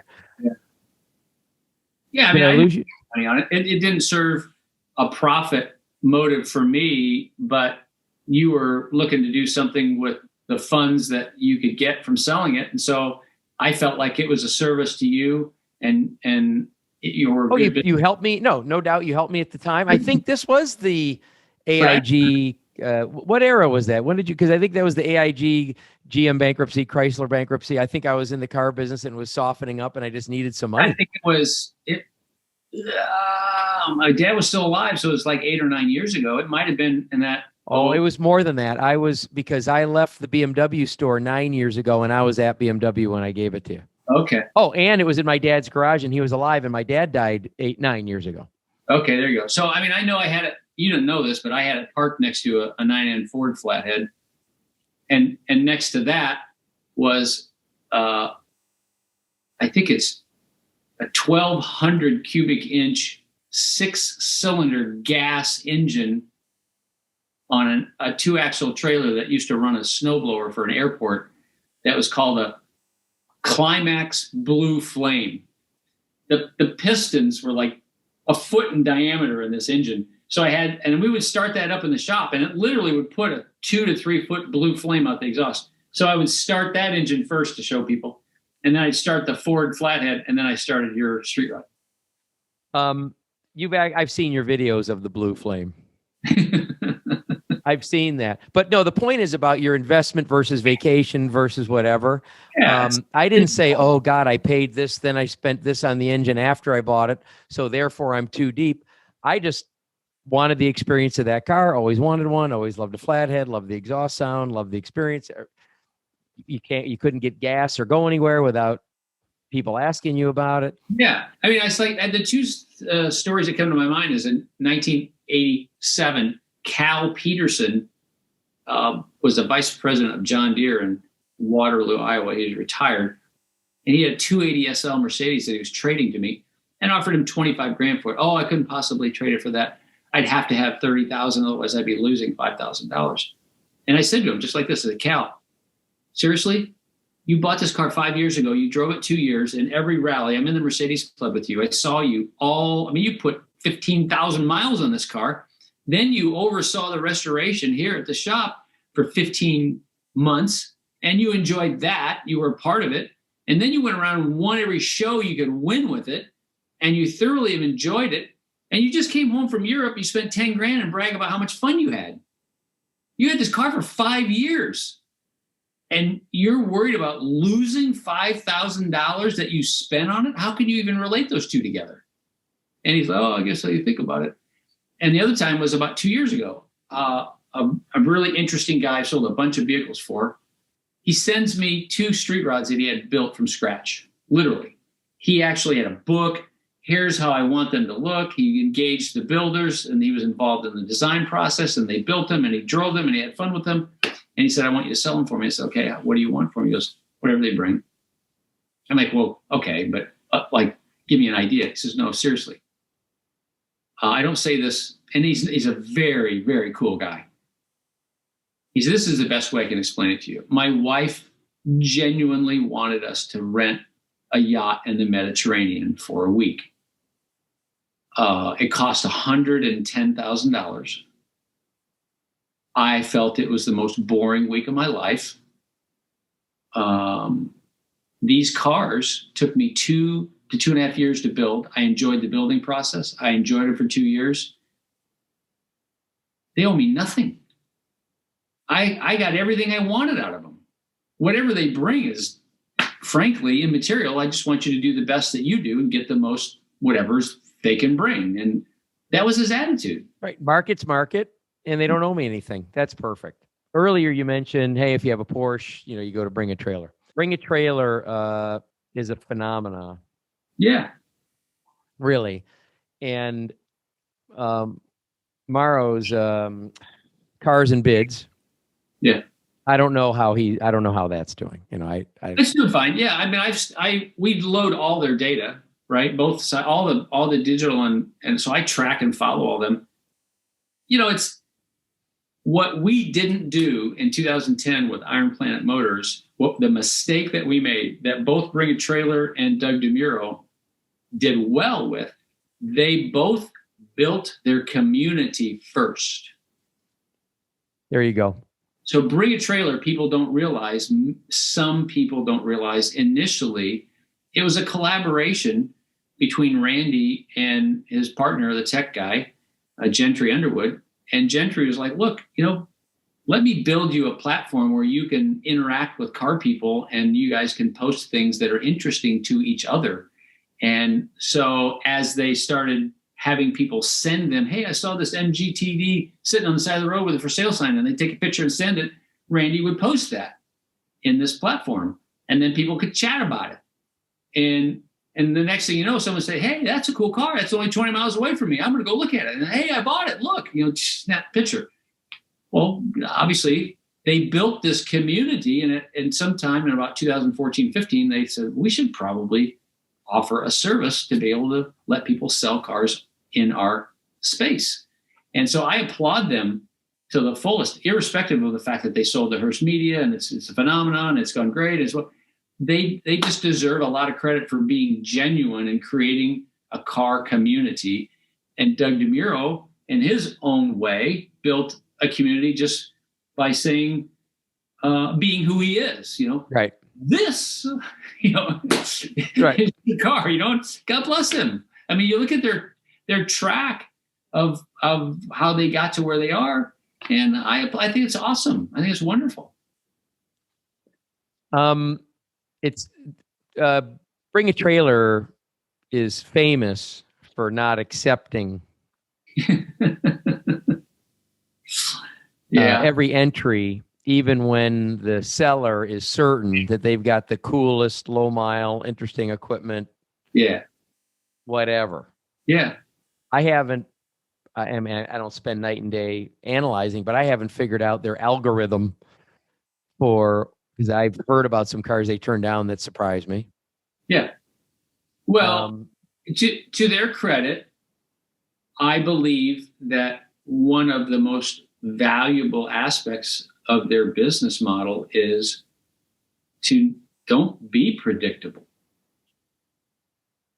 I mean, they don't want, what if you were really, or I was really good and built a relationship with Howard Swig or Hearst Media, the new owners, or Randy, and oh, guess what, Jeff? I know the algorithm.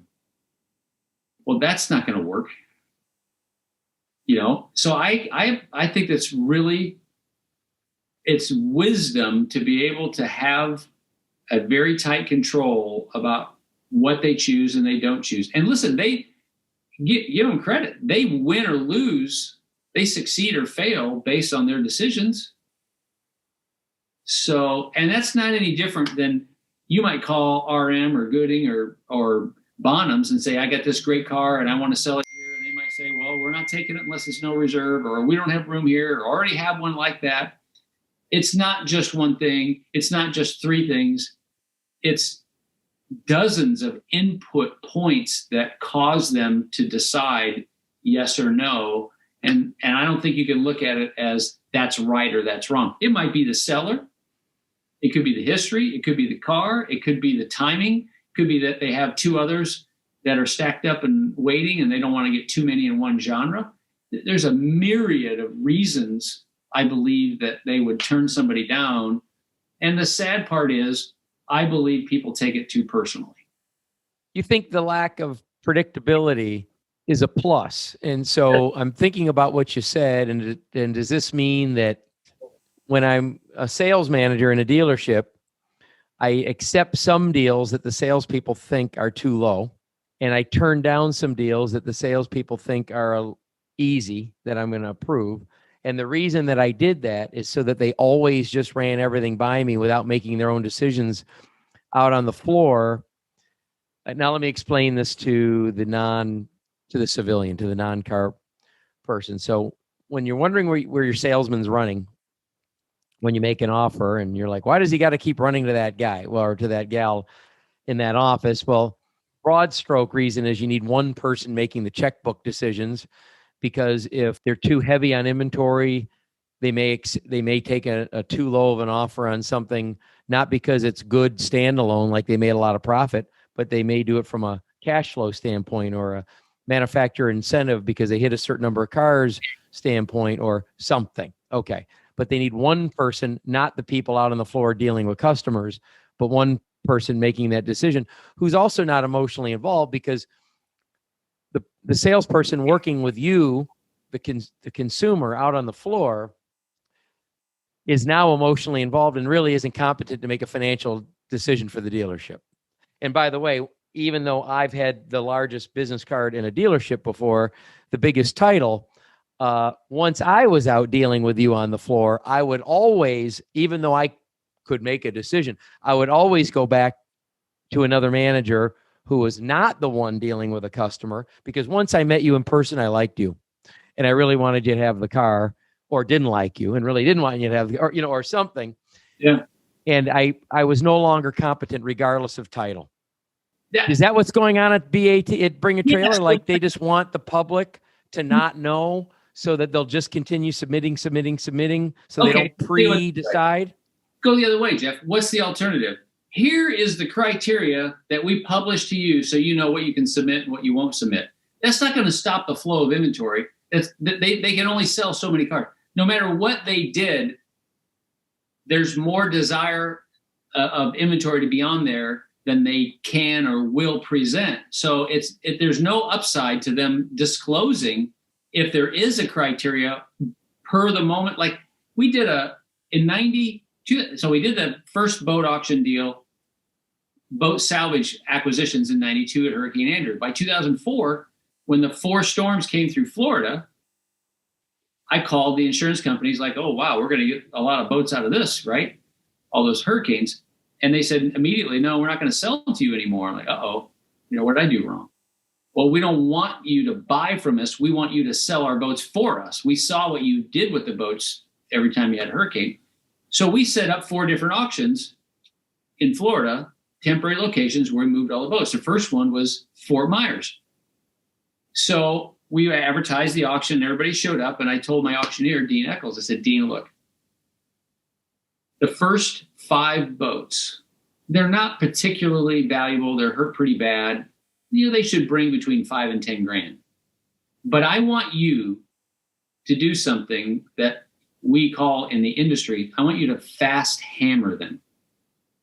I want you to drop the auction gavel fast, early, like maybe even while someone's raising their arm. You sell it quickly. Yeah, there's another bidder deeply involved, but sell it anyway. So like the first boat should have brought 3,000 or 4,000. He goes, okay, boys, what do you want to pay? Who paid $10,000? Who paid $5,000? They always start high and they come down. How about 3? Right. Who paid $1,000? How about $500? Guy raises his hand for $500. He goes, sold, $500. And the crowd's like, what? Usually it would begin there. What happened? And they're stunned. I mean, you can see it in their eyes. We got it on video. They're stunned. They don't know what to do. The next boat comes up. It's maybe $2,500. All right, come on here. What do you pay? $500? $500? $750? $750 sold. Oh, and you see the heads turning left and right. They're talking to each other like, what the hell just happened? I didn't even get a chance to raise my hand. So we did that 5 times. What do you think happened when we got to the 6th boat? Everybody was paying attention and engaged. When he said $500 starting bid, every single bidder person that was breathing had their right hand in the air. Right. Now they're in. Created a fervor that's second to none. So why is this relative to bring a trailer?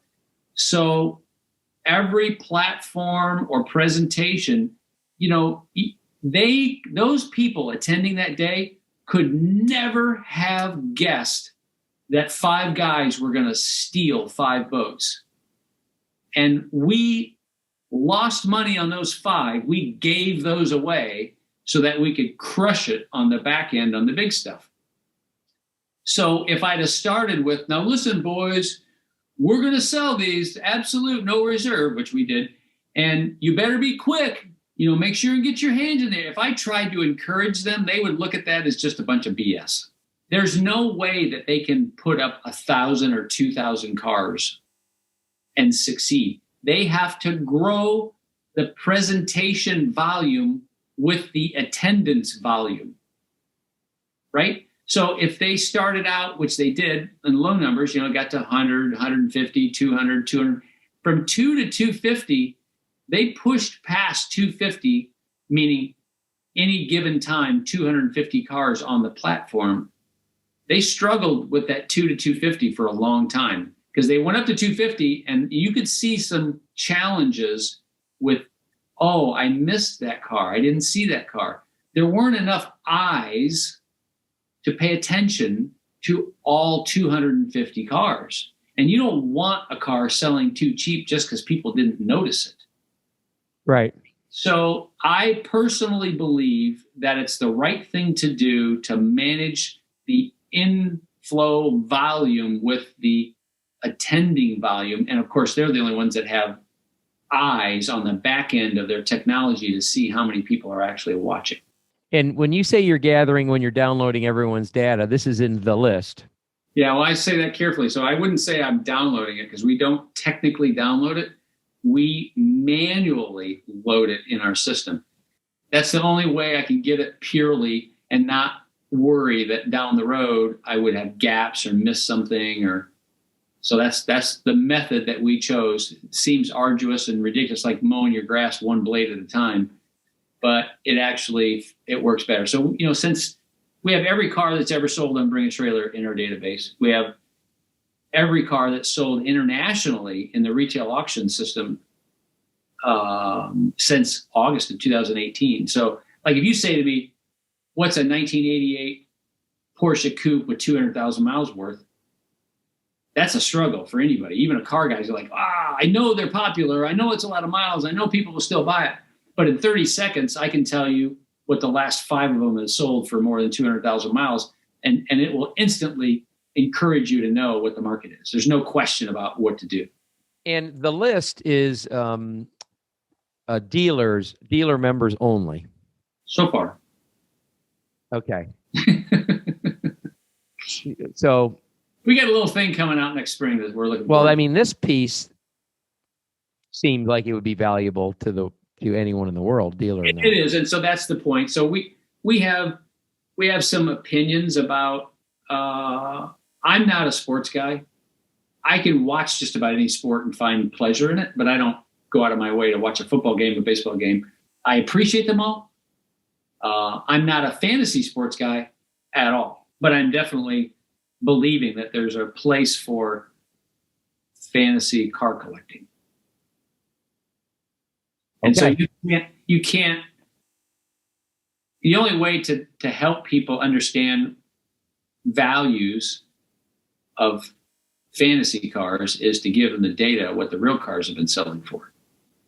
So the teaser is, we're going to pick no reserve cars that are offered digitally and physically at different auctions. And the public is going to have the opportunity to say, I think this car is going to sell for $42,000. And so the first person that guesses the closest number will get some fantasy value. I'm afraid to ask you, like, and there may not even be an answer unless there's a quick answer. Favorite car you've had, car you wish you had.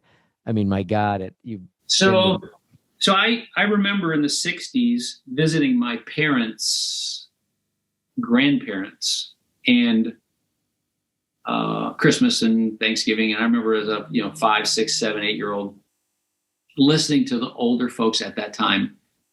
I wish I still had my first car, right? Of course.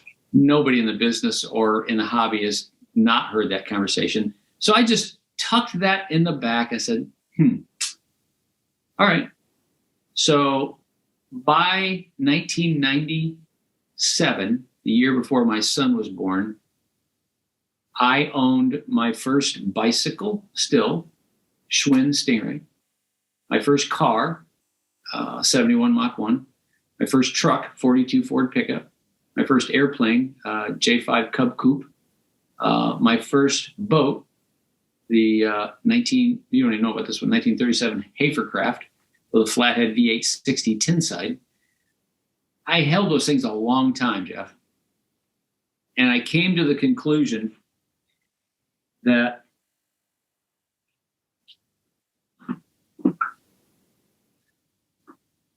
it's just a little easier to sell the real things and buy the Mach. Okay. So I have lots of favorites. I have enjoyed very much. There's so many cars when you're a dealer. I did both 50 cars a month as a wholesale auto dealer, and I did run a few stores. So many cars came through my experience of life. But I'd have to say that the cars that stand out, the most visceral car that I ever was behind the wheel of was a street rod built by Tom Coyote. It was a 1,450 horsepower alcohol injected Pontiac street rod. And after driving that car one day, I got out of it and Deborah was videoing me. I have the video somewhere. And not from fear, because I've been blessed and fortunate to be pretty, I'm not afraid of machinery. I mean, I jump in anything and I'll give it a shot. But I was so excited that she says, look at your knees. I mean, it was just, that car was hard to explain. I get chills thinking about it. It's not that I really liked the car that much. It was just a loud, visceral, throbbing, incredible machine. And so that was interesting. The Aston Martin Vulcan was equally extraordinary. I mean, a car that literally throws flames out the pipes on the side. And the Aston Martin team that supports that. A lot of people don't know about that program. It was phenomenal. It was 24 cars to celebrate the 24-hour Le Mans. So they only made 24 cars. And when you bought the car, what came with it was the care and transportation of that track-only car to, I think it was 2 or 3 events a year. So they basically, if you want to keep the car at your place, you can. Otherwise, they keep it in England. And then you fly to the Austin track or Nürburgring or wherever they're going to have the event. The cars would all be there. You'd have a driver to instruct you. You'd have 2 techs to care for the car. I mean, you basically felt like you had a race team. And you drove the car to the limit of your experience and their guidance on the track. I mean, it was very cool. Very, very cool. But for day in, day out, you know, I've got cars that were special to me. I mean, the first really cool car I bought was the Pantera. I bought a 75 European Pantera that is the only one that had a sunroof from the factory. And that's the first car I ever sold at auction. I actually sold it. And there's a great lesson for everybody. First auction I ever sold a car at, it was called Lou Lazarus April in Rockford, Illinois. That was the name of the auction. And I consigned it. This is before Mecum started. And I wanted $25,000 for it. Okay. And at 20 grand, they had run out of bidders, right? So the grinder, remember I referred to earlier, the grinder is leaning on my shoulder. Come on, son, lift the reserve, lift the reserve. It'll go crazy then. Everybody will start bidding once they know it's for sale, right? Right. I'm not kidding you, because the auctioneer is watching me as I'm thinking about this. And as soon as I uttered the words to the ringman or the grinder, okay, meaning go ahead, lift the reserve. Yeah. I mean, the very second I said, okay, bam, the hammer. they hammered it sold. I'm like, what just happened? What happened to the bidding going crazy? And so for those that don't know or might not think about it, and what I learned that day was very simple, and Jeff knows. Once the auction house knew that I would accept the $20,000 bid, they knew their commission was earned. Right. No sense beating a dead horse and getting the young man another 1,000 or 2, because we're only going to get 10% of that. Let's move on to the next car. So that was a shell shock. I was like, okay, not making that mistake again. We've had some extraordinary experiences. I mean, probably one of the, so there's some real colorful characters that we've run across. Like in 1987, I was reading Auto Week magazine, and I'm paging through, because, you know, we have the internet, you know, look for cars. I used to get Auto Week. So I'd go to the library on Sunday and read the big city newspapers for classified ads. And then I'd read Auto Week. And so I'm in Auto Week, I see this Wisconsin phone number for 1988 750 IL BMW. That was a big deal. That car had just come out, the 750 V12. And I'm like, what is this car doing? They just came out a month ago. I don't get it. So I call this guy. His name was Eddie Weschler, just outside of Milwaukee. And so Deborah and I drove from Clinton, Iowa to this little ramshackle house overlooking a lake. And I'm not kidding you, Jeff. 20 or 30 of the coolest cars that you can imagine. Pontoon fender Ferraris, Mura, Testarossa, you know, just the creme de la creme, right? Like crazy cool cars. And here's this guy. His family sold their hops business in the 50s for beer, right? Yep. And he never worked. And he just lived by himself in this little house and had this amazing car collection. He bought that car, drove it for 250 miles, and he was done with it. He had enough. It was awesome. Yeah. And then we kept buying cars from him. He'd call us and he'd say, hey, I got another car for you, a 1990 twin turbo ZX. And Deborah, I remember her on that car. She said, "Oh, I can't go with you. You need to get somebody else. I'm busy." I said, "Oh, no. You're coming." I don't know why he's selling us these cars for this money, but I'm not going to disrupt the experience. I want to make sure that we both show up just like we did the first time.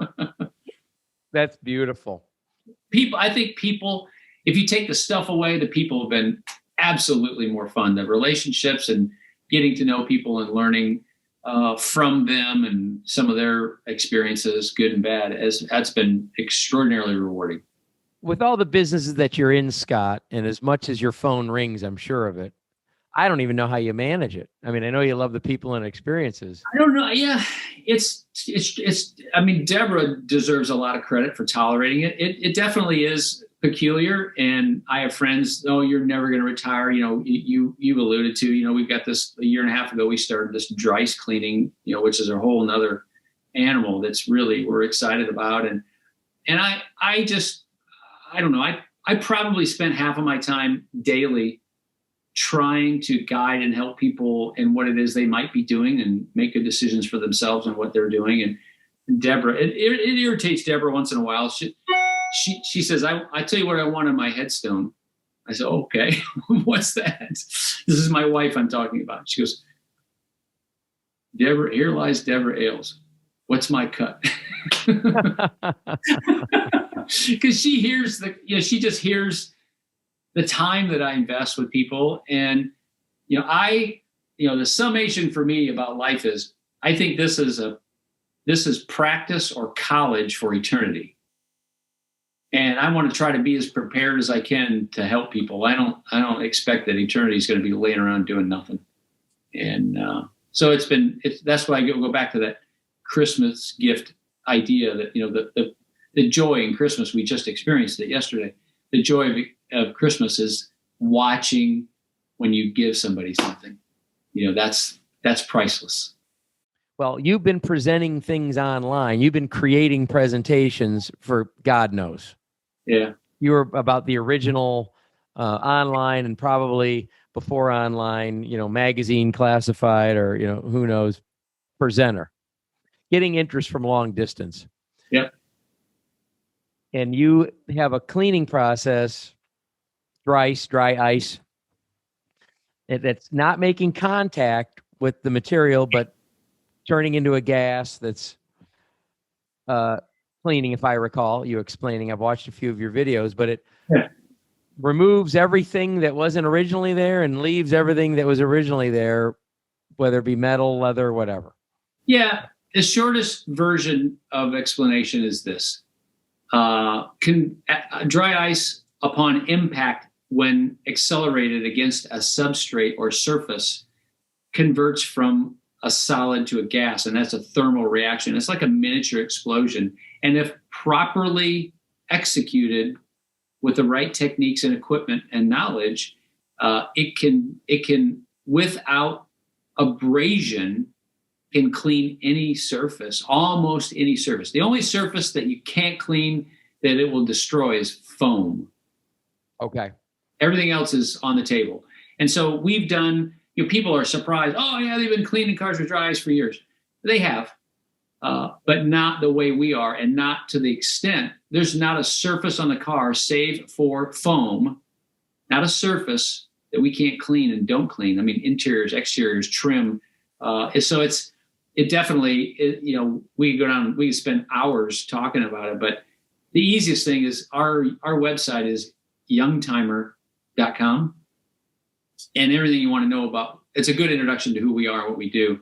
And for those that don't know, we chose that because that's a Germanic term that refers to cars that are 20 to 30 years old. A young timer is a car that is 20 to 30 years old. And that's where we are spending our time these days. And if somebody needs their foam cleaned, don't call you. Correct. We will not clean your foam. Scott, any tips for someone going to buy at auction? Yeah, so the number one thing that I would say about buying at auction is seek and find someone that is experienced and just ask them to hold your hand a little bit. It doesn't have to be me. There's plenty of people that have been doing it for decades. There's a lot going on in a very quick period of time. And Dana has shared this with me many times, as well as other auction companies. Their desire is to educate people and have them confident and educated about what they're trying to accomplish.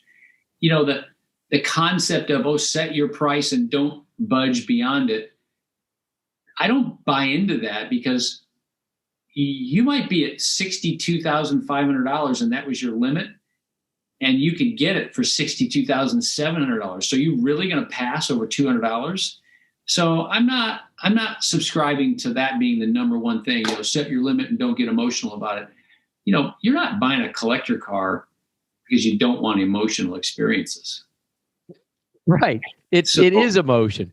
Yeah, it's part of the process. And so I just would encourage you to, seek out people that you see regularly on camera, or that they're going to be happy to help you. And if they're not, you call me and I'll guide you if I don't have the time or space. I mean, it really is something that you can, when you understand a little bit about what's happening, it's like anything.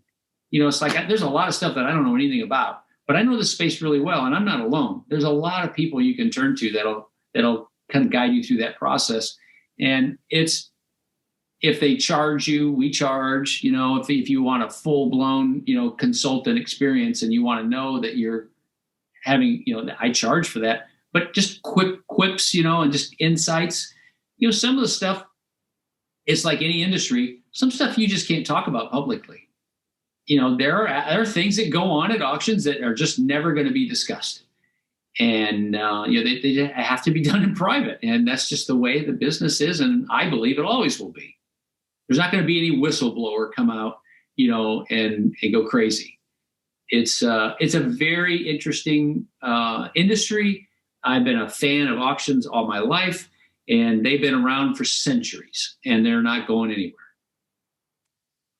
That is true. And I just lied to you and said we're wrapping up. But looking at my notes, I mean, you're terrific, man. I mean, you're a great storyteller, and you're a great soul, and you're a serving soul. When Scott says call him up if you need a quick piece of advice, I actually know he means it. But I forgot about. Do you remember the latest phone call you ever got asking someone to put a value on a boat? And was it me? Yeah, I can't think of what it was though. I was in the BMW showroom. My salesperson, this was probably 15 years ago, my salesperson says, "Hey boss, we're all closed up. It's just you and I here. There's somebody out on the property. Do you mind if I wait on them?" Which, by the way, bothered me, because that just meant the prior management to me used to give them grief about waiting on someone after closing. Right. I was all in. Right. I put my briefcase down and opened the building up a million times, for people. Yeah. So she went out and waited on him, and as luck would have it, when it's already 9:00 and you're kind of ready to go, it was a couple wanting 2 cars.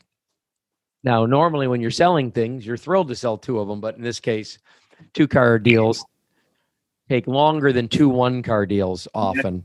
Sure. As they try to balance, they need their payments all to fall into this, or and it's a husband and a wife just moved down from upstate New York. I said, let's just do them one at a time. We complete deal number 1. Now they're out picking out car number 2. It's 11 and change probably.